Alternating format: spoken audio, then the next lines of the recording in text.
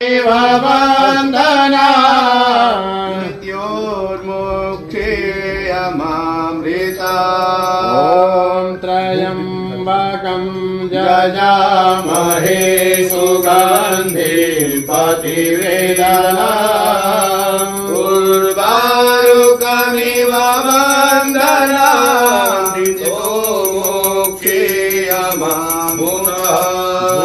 दीपम संदर्शयामि हस्त। दोस्तों जी यार खैर अभी आप लोगों पे जो भी तस्वीरें आप लोगों पे वीडियो स्क्रीन पर आप लोगों पे देख पा रहे हो। जी हाँ दोस्तों आप सबको पे बता दो यार जो कि तस्वीरें अभी कहाँ से निकल के आ रही हैं।